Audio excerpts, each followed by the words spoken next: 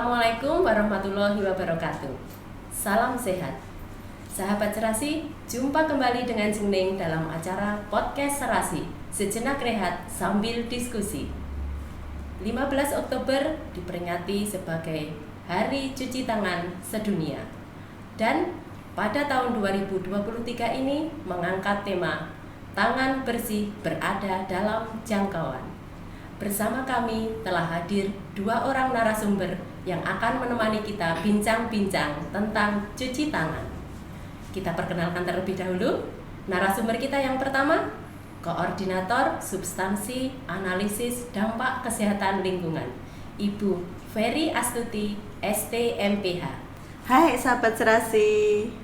Narasumber kita yang kedua, Epidemiolog Kesehatan Ahli Madya, Substansi Surveillance Epidemiologi, Ibu Dr. Ratna Wijayanti, MPH.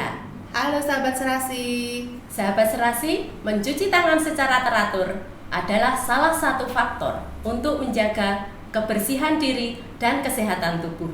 Nah, yuk kita sekarang tanyakan ke Bu Ferry, kenapa sih kita harus selalu rajin mencuci tangan? Silakan Bu Ferry. Terima kasih Jengning. Memang mencuci tangan dengan sabun itu merupakan suatu hal yang sangat sepele, tapi itu sangat penting bagi kita untuk selalu kita lakukan. Tangan merupakan perantara penyakit yang akan masuk ke dalam tubuh kita. Untuk itu kita harus sering sekali mencuci tangan, karena dengan mencuci tangan itu merupakan kegiatan yang sangat efektif, di mana dengan mencuci tangan dapat mencegah terjadinya penularan penyakit. Jengning mungkin ingat nih pada saat pandemi COVID tahun 2020 itu salah satu prokes dari pemerintah itu salah satunya yaitu harus cuci tangan pakai sabun untuk mencegah terjadinya penularan COVID.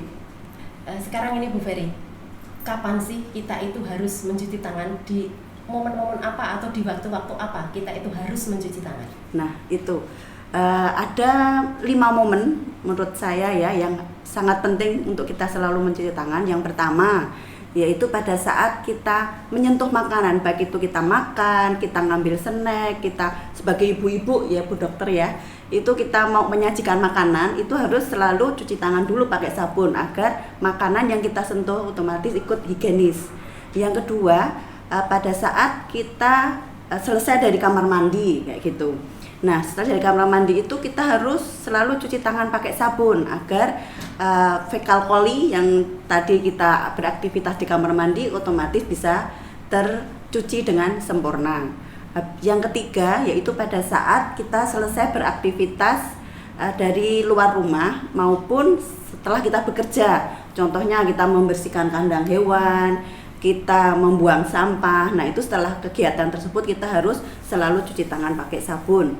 Sedang yang ketiga yaitu pada saat kita bersin, kadang tidak sengaja nih, walaupun sebetulnya protokol kesehatan pada saat pandemi itu kalau bersin harus pakai lengan ya, tapi secara spontan kadang-kadang orang itu kalau bersin masih pakai tangan kayak gitu. Nah kita harus selalu ingat bahwa setelah bersin ataupun batuk itu harus selalu cuci tangan pakai sabun dengan air mengalir, jangan sampai dengan kobokan ya. Biasanya kalau kobokan itu ya kumannya ya akan di situ dan tetap nempel di tangan. Nah, yang terakhir itu kita mungkin waktu kecil masih ingat ya, anak-anak kalau mau tidur harus cuci tangan dan kaki. Nah, itu sebetulnya sebuah perintah dari orang tua yang sangat bagus, di mana kita sebelum tidur itu harus cuci tangan, cuci kaki baru kita tidur kayak gitu. Nah, jadi, itu dalam kondisi benar-benar bersih ya. Dan di Islam pun juga pernah dianjurkan ya bahwa sebelum tidur kita itu harus berwudu. Nah, berwudu itu salah satu mensucikan diri, termasuk kita kan otomatis cuci tangan ya. Nah, gitu Jengning. Terus ini Bu Ferry, kalau mencuci tangan ya tadi kan tujuannya biar bersih, biar terhindar dari kuman atau bakteri, penyakit gitu. Nah tentunya untuk mencuci tangan itu nggak sembarangan ya, misalnya cuci tangan yuk anak-anak, yuk selesai, misalnya gitu kan nggak seperti itu ya. Mungkin bisa dijelaskan langkah-langkah cuci tangan yang baik dan benar sesuai anjuran WHO gitu Bu Ferry, monggo silakan. Ada 6 langkah cuci tangan pakai sabun dengan air mengalir tentunya itu Yang pertama yaitu basahi kedua telapak tangan dengan air mengalir. Habis itu ambil sabun, ditaruh di kedua telapak tangan kita dan putar gosok secara perlahan. Setelah itu gosok kedua punggung secara bergantian. Jangan lupa yang ketiga, bersihkan sela-sela jari. Setelah itu ujung jari kita kuncikan untuk membersihkan secara bergantian. Terus jangan lupa juga kita mencuci kedua ibu jari kita.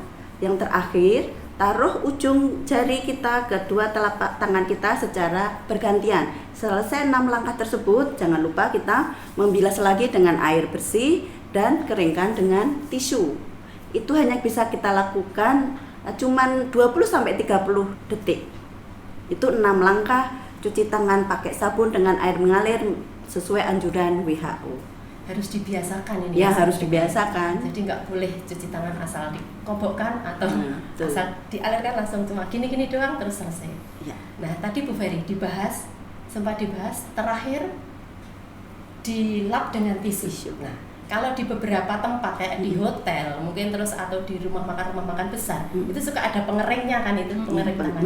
Nah, itu sebenarnya lebih efektif atau lebih bagus yang mana sih kalau untuk ngeringkan tangan itu dengan tisu ataukah dengan pengering itu? Ya, kalau menurut saya pribadi itu lebih efektif pakai tisu. Karena apa? Tisu itu lebih efektif, bisa dibawa kemana-mana. Nggak mungkin juga kita mau ngotong-ngotong alat pengering listrik kemana-mana, cari colokannya aja susah ya toh. Terus yang kedua, tisu itu lebih mudah menyerap dan mengeringkan tangan. Sedangkan kalau kita pakai mesin pengering itu kita nunggu sampai lama banget. Lebih praktis mesti pakai tisu yang ada di toilet kayak gitu. Dan yang ketiga, tisu pengering itu lebih bisa membersihkan residu kuman yang ada di tangan itu lebih tuntas daripada alat pengering. Nah, kemungkinan juga malah justru residu yang ada di tangan kalau kita keringkan dengan alat pengering malah justru bisa kemana-mana, bisa menyebar kayak gitu. Mungkin itu penjelasannya Bu Neng. Kalau menurut saya lebih efektif pakai tisu ya. Gitu. Terima kasih. Wah, ini masukan yang sangat bermanfaat sekali. Karena memang kalau dengan pengering itu kan kadang-kadang sudah diginikan nggak kering. Nanti kita gini lagi, belum kering lagi. Nah, itu justru kalau ada kuman malah justru kumannya kemana-mana kalau sampai belum tuntas saat kita mengeringkan itu tangan kayak gitu. Begitu nih Bu Dokter? Iya, sepertinya seperti itu. Malah udara di dalam pengering itu kan menghisap ya dia ya, menghisap pengering kemudian malah disemprotkan ke tangan kita. Mungkin malah berhamburan kuman yang masih tersisa di tangan tersebut. Enggak jadi bersih, jadi kotor lagi. Gitu. Nah, kita lanjut ya Bu Ratna ya. Tadi kan kalau mencuci tangan pakai sabun, disinggung pakai sabun. Nah, itu sabun apa yang baik atau efektif digunakan untuk mencuci tangan itu? Nah, gini Jen, kan kita udah ini ya tahu ya di iklan-iklan banyak sabun-sabun antibakteri gitu ya. Iya. Kayaknya iklannya wow gitu aja. Tapi ternyata hasil penelitian itu bahwa sabun biasa pun cukup untuk membunuh kuman. Jadi nggak perlu menggunakan sabun antiseptik tertentu. Sabun apapun bisa. Berarti asal sabun gitu ya? Iya.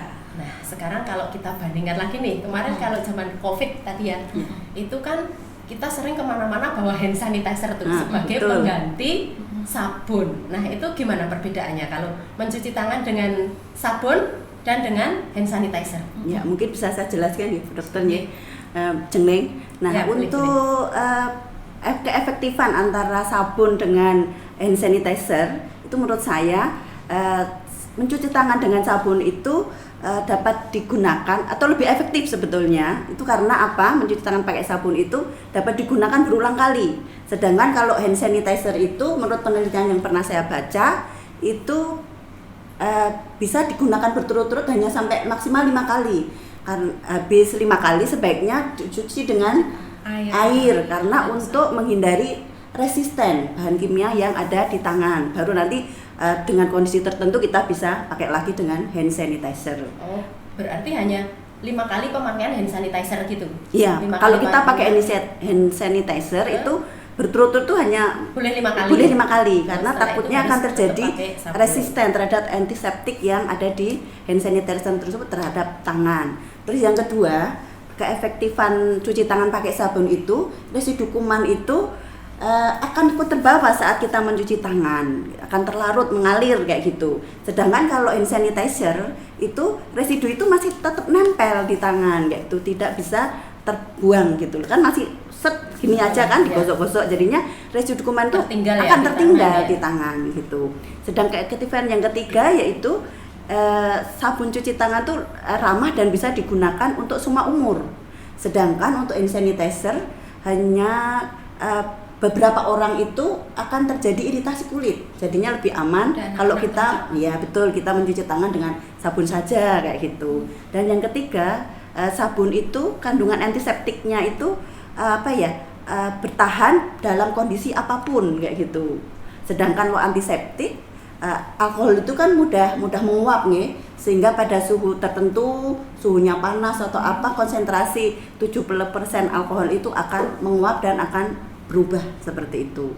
Sedangkan yang ketiga, keefektifannya itu untuk sabun cuci tangan itu lebih bisa membersihkan tangan, baik itu tangan kotor ringan maupun sangat kotor kayak gitu. Sedangkan untuk hand sanitizer ya kita tahu sendiri, yang bisanya kotor-kotor yang ringan-ringan saja kayak gitu. Mungkin itu penjelasannya. Jadi lebih efektif kita cuci tangan pakai sabun dengan air mengalir kayak gitu. Mungkin hanya kalau kondisi tertentu saja lah kita memakai hand sanitizer kayak gitu. Kalau gitu. Ini ya kepepet nggak bisa kepepet. Nah, kepepet nggak ada air, nggak ada sabun. Nah, itu ya apa boleh buat ya, kita harus tetap pakai hand sanitizer paling enggak untuk mencegah penularan penyakit yang ada di tangan kita. Kalau untuk ini, Bu Dokter, manfaat mencuci tangan itu selain dilihat dari segi kesehatan itu bisa apalagi yang dijelaskan? Jadi selain dari segi kesehatan, manfaat cuci tangan ya kelihatan bersih kan ya.